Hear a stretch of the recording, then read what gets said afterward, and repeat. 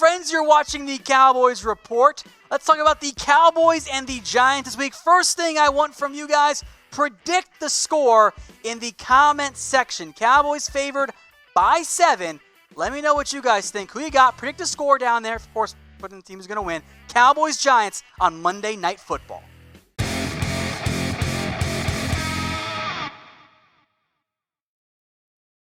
Let's talk then before we dive in too much about the actual game, what happened leading up to the game. Namely, Trysten Hill and Antwaun Woods had an accident in the sense that they were late to meetings on Tuesday, and Jason Garrett said, "Oh, you guys are late?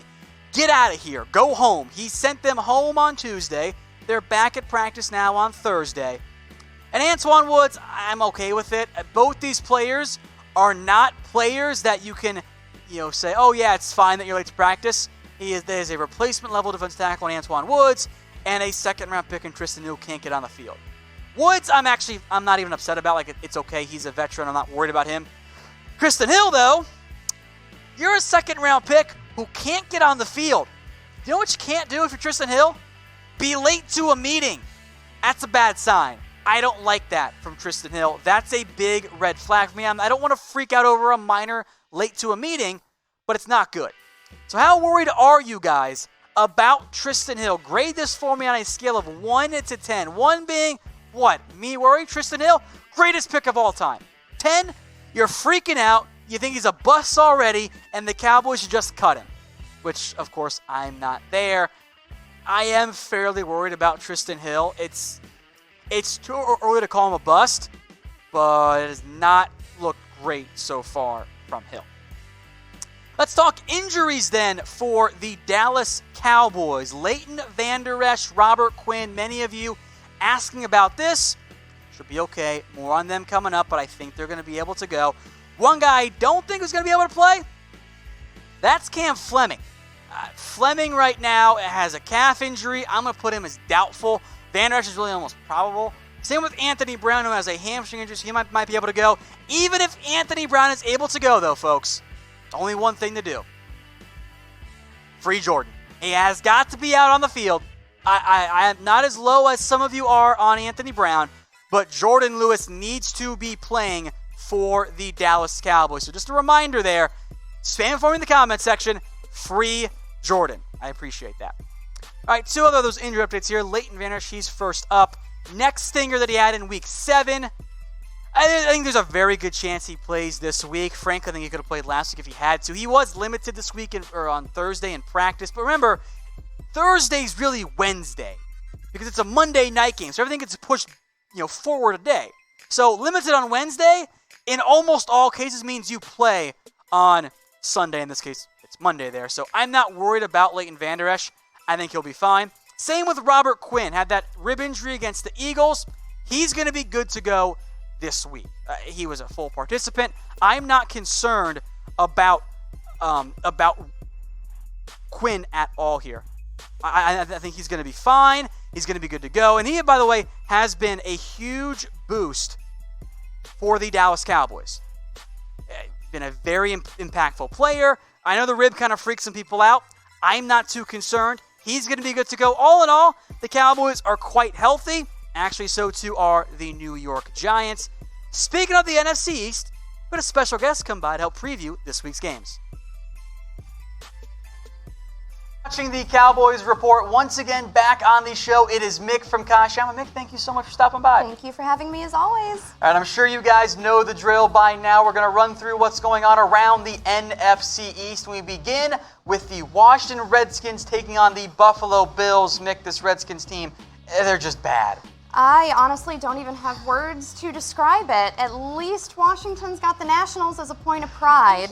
It's fair. Yeah, it's fair. They are 9-point underdogs this week going on the road against the Buffalo Bills. I'm glad you went with a very low-scoring game. You've got them 21-14? 21-14. And that's actually the under of the 37 over-under. I don't think we're going to see very many points in this one. I don't think so either. All right, folks, we are still giving away a chance to win a free Kashiyama blazer. What you guys have to do, like the one Mick and I are wearing here, 2 different ones, of course, just so we're clear. Follow them on Instagram at Kashiyama Tailors. Go follow them. Handle's right there. We'll get in the chat for you guys as well. You get 2 entries, by the way, if you DM them Cowboys. One more time, go follow them on Instagram at Kashiyama Tailors. All right, this one a much better matchup. The Chicago Bears on the road against Philadelphia.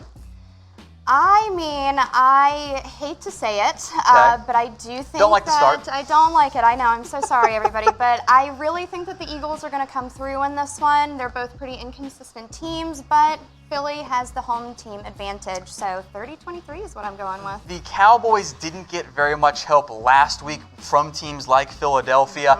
They would very much like to get a break here and have the Bears upset Philadelphia, help extend potentially that lead in the NFC East. But I'm kind of on board with you.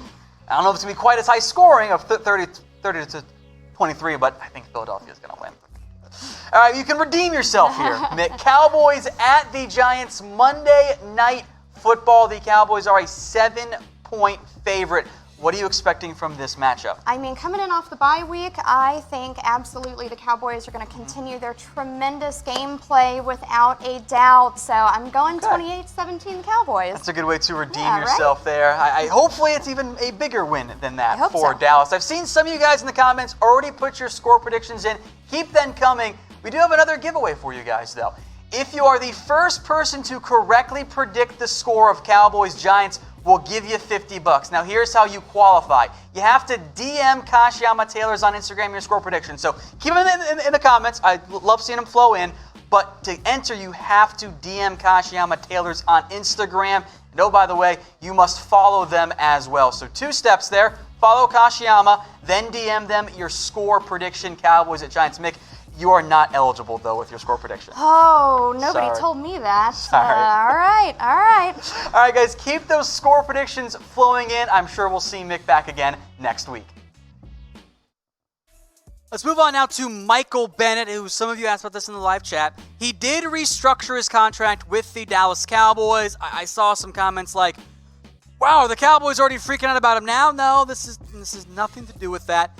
This, frankly, isn't that big of a deal, but it is noteworthy. So, Bennett was going to make about 2.5, but I think his cap hit came in around 2.7 in terms of salary and roster bonuses. That's still about the same, plus some incentives that I think they were kind of pulled from some of that salary towards incentives there. In reality, there really isn't much, if anything, saved on the Cowboys' cap this year, but the big note is that Michael Bennett, he had a year on next year's contract. That has now been deleted. It's not going to happen. Michael Bennett will be a free agent after this season. So the cap for this year pretty much stayed the same. Maybe a little bit of changing, but nothing that would really alter anything notably for short-term and long-term on the cap side. And then after this year, Bennett becomes a free agent. Now, I'm going to keep listing Bennett at defensive end on the depth chart, but he will play both. I found it interesting, by the way, that the Cowboys actually on their unofficial official depth chart put Bennett at defensive tackle. You will see Bennett play both of those roles. Of that, I have absolutely no doubt. You're going to see him in that role. You're going to see him playing those types of Tyrone Crawford type impact, which is what you want. You're paying him less than $3 million total the rest of the year. Pretty good deal there for Michael Bennett, if, of course, he doesn't have issues like he did with Bill Belichick in Dallas this time around. All right, Daniel Jones next up here. It's the first time the Cowboys will face Jones as a starter. Now, there's no doubt, at least in my mind, maybe there's some doubt in your minds, that Jones is better than Eli Manning. I think DeMarcus Lawrence would also agree with me because Lawrence loved to pick on Eli Manning. I know he wants to pick on Daniel Jones again this time.